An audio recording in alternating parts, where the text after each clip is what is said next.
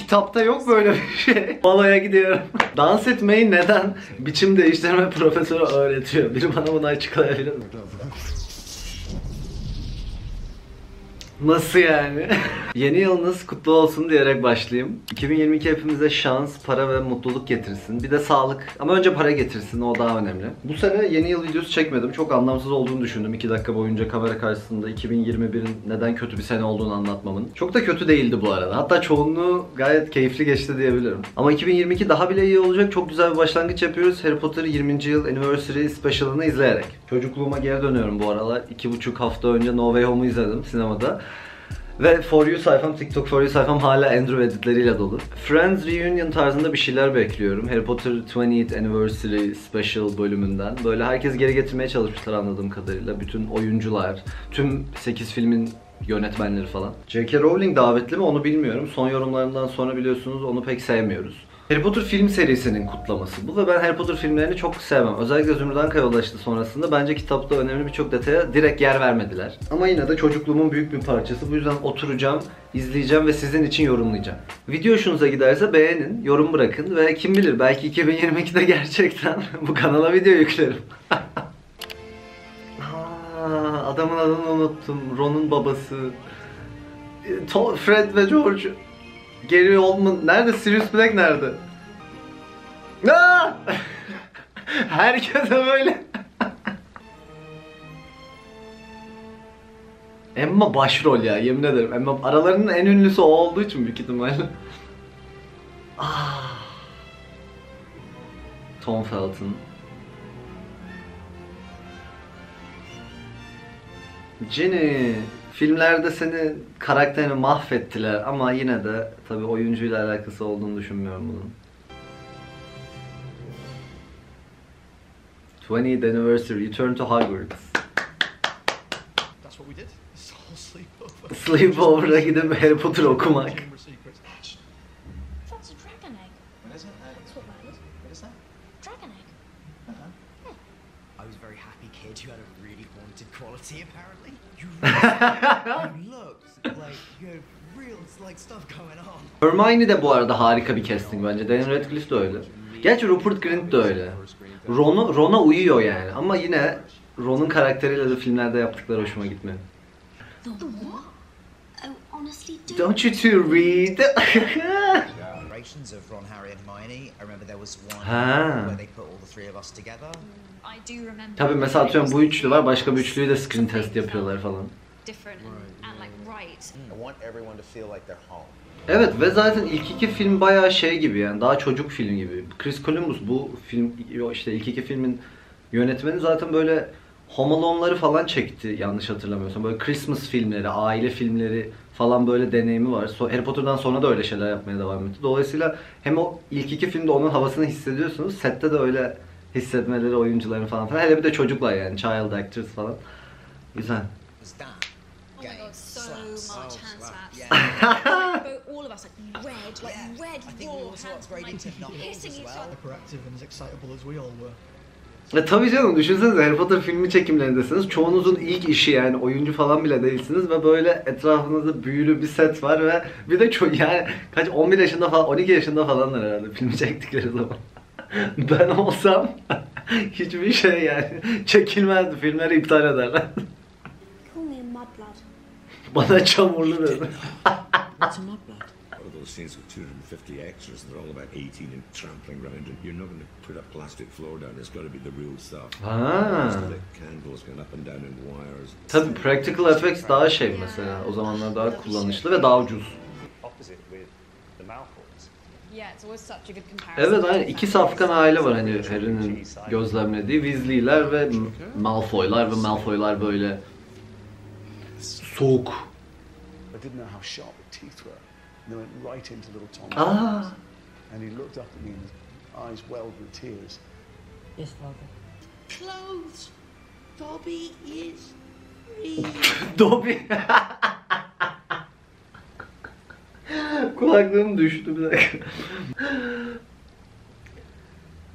Alt yazıları kapatabilir miyim ya? Kim çevirdi kardeşim bunu?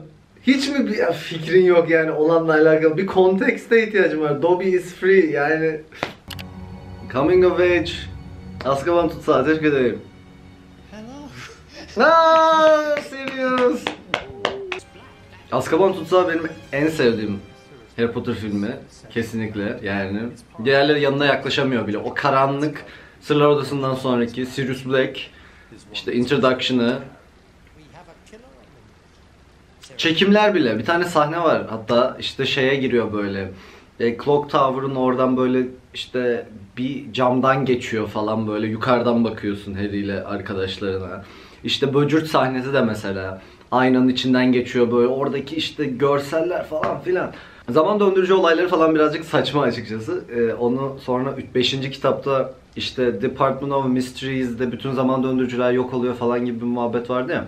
Kitabında yani, filminde değil de. Onu hani retconlamalarını beğenmiştim. Ama bu film de eğlenceliydi yani. Hani bir kerelik böyle bir geri gittik zamanda ama zaten işte olanlar önceden de olmuştu falan filan. Kitabı okuduğunuz zaman daha mantıklı geliyor. Filminde hani o kadar da iyi gösterememişlerdi. Ama tek eleştirebileceğim şey herhalde o olabilir yani. Crookshanks geliyor. Made that also stylistic. Ve başardınız da Alfonso, emin ol. Açılış sahnesi işte şeydeki ruh emicinin geldiği sahne. Evet.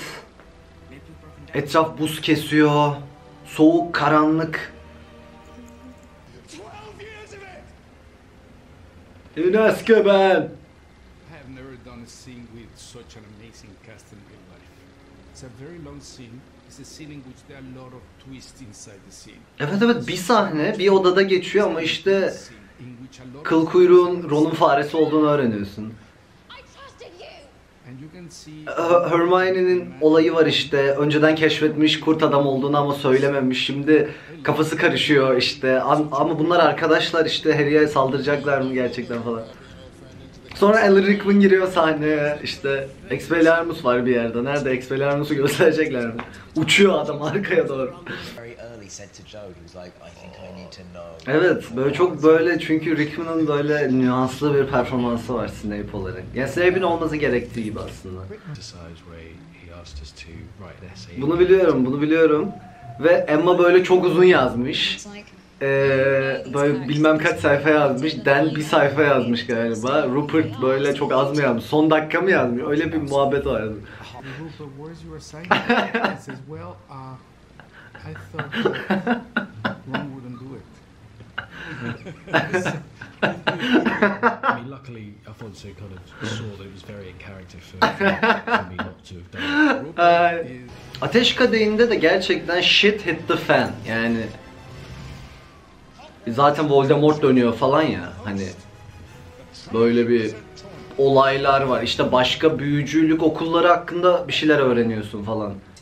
Filmde de çok iyi hatırlıyorum, herkesin saçı çok uzundu. Harry'nin, Ron'un her taraflarını kaplayan saçları var. Fred ve George'un da öyleymiş mesela. O filmle ilgili hatırladığım en şey o yani. Is the biggest of them. It's about 900 pages. It's a doorstop. Değil bu arada. Zümrüt Ankara'ya ulaştığı daha uzun. Evet sahneden sahneye böyle sürekli bir şeyler oluyordu gerçekten Ateş Kadehi'nde. He loves the humour as well. Böyle çok fazla set piece vardı bence. Yani doğal olarak 3 oyuncu turnuvası, hani zaten 3 tane spesifik event var filme koyman gereken, ama bunun yanında da böyle işte Hermione'nin girişi falan böyle işte elbiseyle Yule Ball'da. Beni niye buraya davet etmediniz? Benim de çok söyleyeceğim şeyler var bu filmlerle ilgili. Kram ve fanları. Doğru, evet. Hiç düşünmemiştim. Azkaban Tutsağı'nın da gelmeden önce dediler ya işte Coming of Age olarak bu iki filmi almışlar. Azkaban Tutsağı'nı ve Ateş Kadehi'ni almışlar. Ve düşününce hiç Harry Potter filmlerini böyle kategorilememiştim ama hani gençlik filmi olarak düşünülebilecek, işte büyüme, bir şeyler öğrenme, işte crush olma, ne bileyim arkadaşlık falan. O filmlerde gösteriliyor gerçekten düşününce. Hatta bence Zümrüt Ankara'da da biraz öyle de. Çok güzel. Beauxbatons. Bring in two massive groups of new people, all of them are like purposefully hot for the Aşırı doğru. Herkes ya çok güzel ya çok yakışıklı.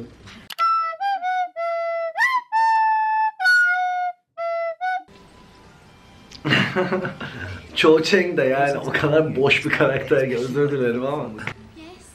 Yes.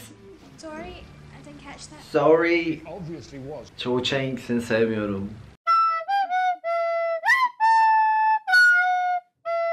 danced with a lady before, so it was kind of like very neat. McGonagall'ın da müdür yardımcısıydı galiba kitaplarda da. Her şeyi McGonagall'ın yapması yani dans etmeyi neden biçim değiştirme profesörü öğretiyor? Biri bana bunu açıklayabilir mi? Aunt Tessie. I smell like my great aunt Tessie. Smell like my great Aunt Tessie. Hermione'nin çirkin ördek yavrusu anı böyle. Bir de mesela şeyde kitapta Hermione dişlekti yanlış hatırlamıyorsam ve böyle şey yapmıştı. Böyle bir tane büyü yapmıştı. İşte o günlük o akşam için dişlerini böyle küçültüyordu falan. İşte giyinmiş, süslenmiş, yine inmiş falan.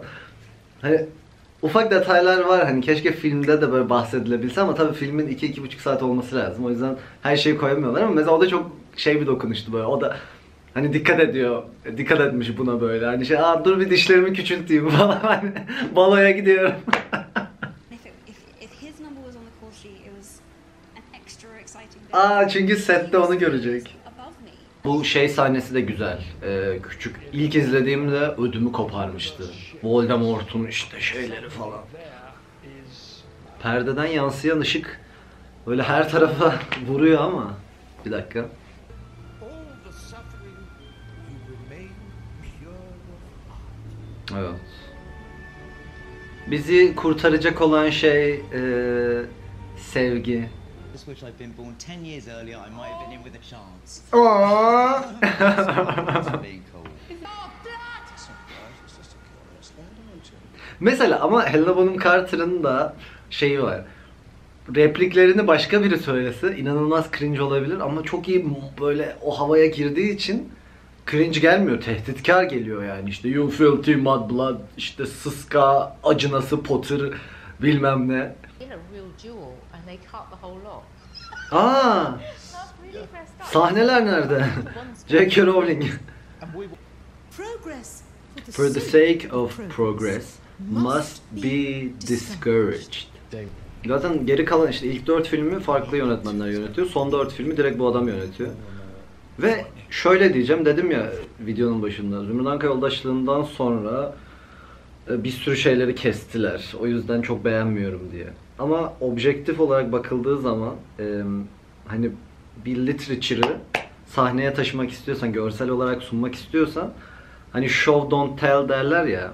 İşte önceki filmlerde birçok exposition vardı ve hani kitapları okuduğum için hoşuma gidiyordu ama bu filmlerin, bu Zümrüt Anka ve sonrasının aksiyonu önceki filmlerden çok daha iyi.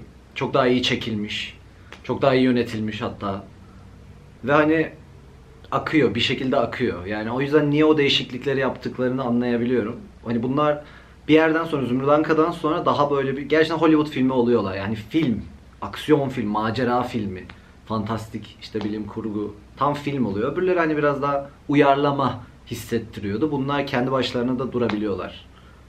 Ama yine de keşke Ludo Bagman'ı mesela silmeseydiniz Ateş Kadehi'nden. Buradan neredeyse filmin yarısını, kitabın yarısını kesiyorlar zaten Zümrüt Anka'dan. O yüzden bayağı sinirliyim hala ama yani dediğim gibi yapacak bir şey yok. When younger, she was by herself.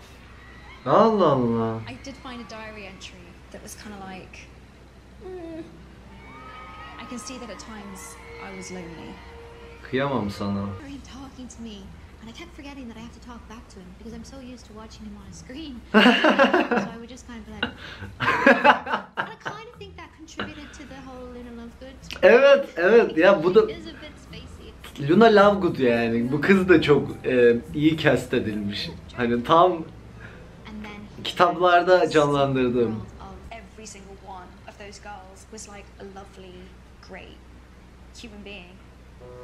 Ya evet doğru ama Ginny'nin karakterine yapılan bu muamele bu filmlerdeki kitapta böyle inanılmaz aktif, inanılmaz atlıyor işte Harry'i savunuyor böyle laf sokuyor abilerine çünkü abilerle büyüdüğü için hani şey olarak mantıklı kendi şeyini böyle hakkını savunabilmesini beklersin biraz daha böyle sert hani şey tam boy gibisinden. Filmlerde böyle şey süzülüyor falan zaten çok az repliği var bir de yani böyle sadece bir love interest haline gelmişti. Yani yine okey yani ama O Ginny de başka bir karakter. O Ginny Weasley değil bence. Bu kadar. You will take your cue. When you do your spell, it will blow up. I was actually really surprised. Killing Dumbledore, and obviously we see. Ama yapamıyor yani. Genç 16 yaşında bir çocuk aslında. Years ago, I knew a boy who made all the wrong choices. Ya zaten yapamaması gerektiğini tabii sonradan öğreniyoruz. İşte Snape'in öldürmesi lazım falan da. Draco için çok zor. Yavrum ya, burada da ağlamıştım. Harry Potter filmlerinde ağladığım zamanlar.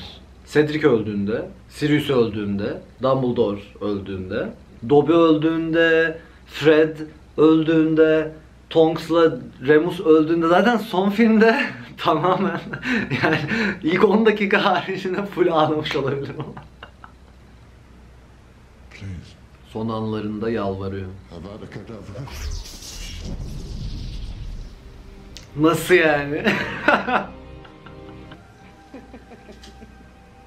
just had that glint in his eye, which made him the perfect Evet. Dumbledore, by the way. You, the absolute legend.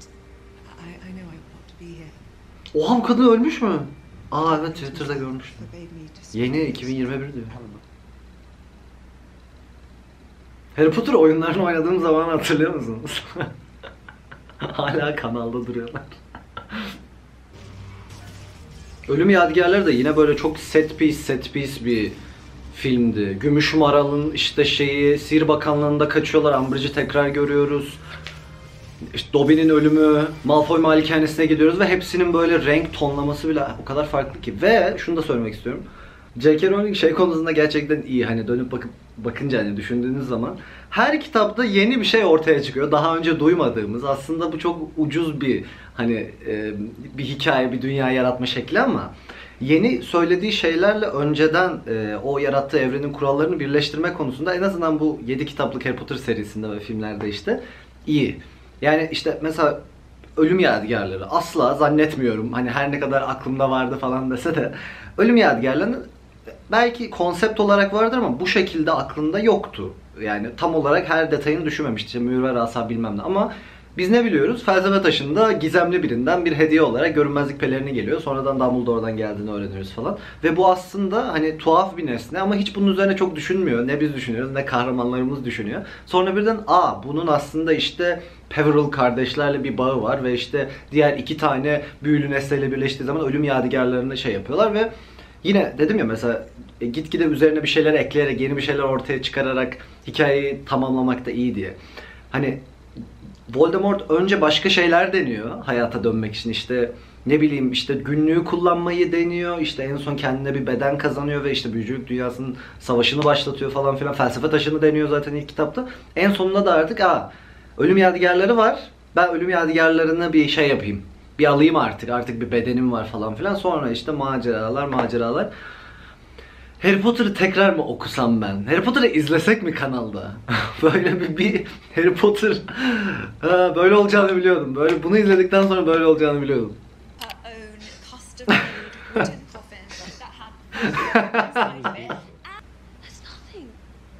Ama Hermione, ben olsam ben de artık paranoyak olurdum. Dans ediyorlar falan ya böyle. Orada bir şeylik var. Ben asla düşünmemiştim daha önce o sahnede ama bir dedim lan ne oluyor? Bu işte bu sahne, evet. Bir tuhaf yani, bu kitapta yok böyle bir şey. Pleasure. Osa. Not Leviosa.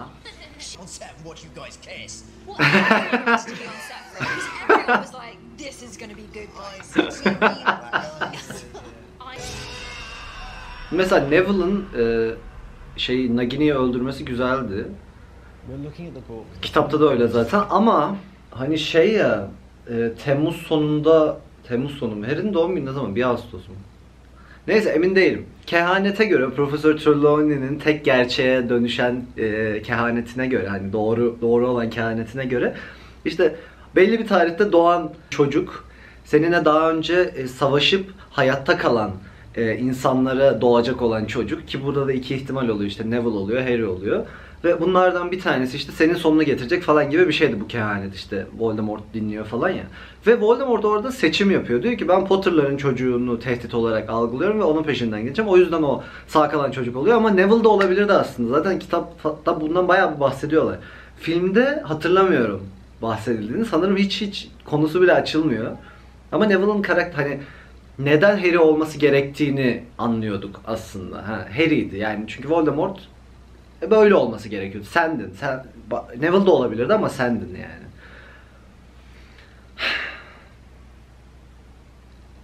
Çok yoruldum.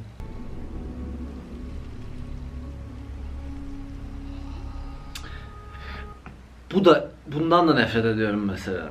Kitapta işte bütün hortkulukları yok ettikten sonra Harry de işte Avada Kedavra deyip ölüp aslında Voldemort kendi parçasını, Harry'nin içinde kendi parçasını öldürdükten sonra işte savaşıyorlar, yine düello ediyorlar ve cansız bir beden olarak yere yığılıyor Voldemort. Hatta böyle hani normal bir insan gibi yere yığıldı. Hani herkesten böyle ölümü yenmek istedi, herkesten güçlü olmak istedi bilmem ne ama dünyaya geldiği gibi bir şekilde gitti. Hani bir ölümlü olarak, hani aciz, böyle normal yere kapaklandı. Burada işte daha büyük bir olay, işte parçalara ayrılıyor falan.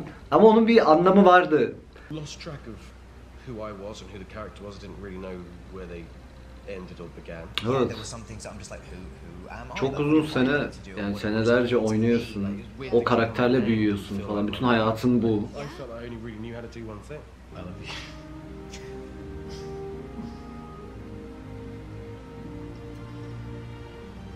As a friend.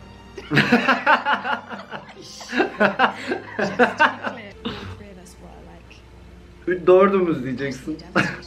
Ben de utterly devastated dedim. Live on and finding new mediums like the stage show, Fantastic Beasts. It's just kind of.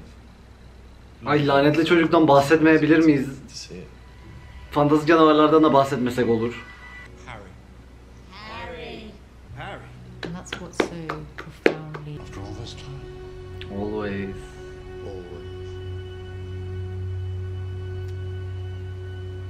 Aa. Hayır. Harry Potter okuyamam. Şu anda çok işim var. Aa, hayır. Hayır, Harry Potter oyunlarını tekrar oynamayacağım. Hayır Doruk. Şu an Harry Potter filmlerini baştan sona izlemeyeceksin. Hayır.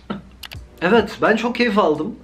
Bu filmlerin evrenine geri dönmek ve işte bu filmler üzerinde çalışan insanların ağzından, yönetmenlerin, aktörlerin, işte ekibin ağzından bu hikayeleri dinlemek güzeldi. Çok fazla bilmediğim yeni şey öğrenmedim. Öncesinde işte böyle çok Harry Potter manyağı olduğum zamanlarda okuduğum, izlediğim röportajlardan dolayı, ama arada küçük şeyler vardı çok hoşuma giden. 2022 Harry Potter için bayağı dolu geçeceğe benziyor. İşte Fantastik Canavarların yeni filmi geliyor. Dumbledore'un Sırları. Oyun çıkıyor artık sonunda. O oyun da sürekli ertelendi. Bir yandan takip ediyorum hani ne zaman çıkacak falan gibisinden. Bir de bu işte 20. yıl filmlerin başlangıcını, 20. yılını yayınladılar. Çok da güzel olmuş. Çok da güzel bir yeni yıl hediyesi olmuş. Teşekkür ederiz. Emeği geçen herkese teşekkür ediyorum. Evet, Harry Potter filmlerine bok atmak en büyük hobilerimden biri olmaya devam edecek. Son nefesimi verinceye dek, ama güzeldi. Yani arkasında çok büyük emek var ve çocukluğumu da gerçekten renklendiren, heyecan katan şeylerden bir tanesiydi. Siz ne düşündünüz? Siz de benim kadar bağlı mısınız bu seriye? Yorum bırakın. Bağlı değilseniz de yorum bırakın. Ne düşündünüz? Yorum bırakın. Çok iyi bir yeni yıl diliyorum hepinize. İzlediğiniz için teşekkür ederim. Bakalım 2022 bizim için nasıl geçecek? Kendinize çok iyi bakın. Görüşmek üzere. Bay bay.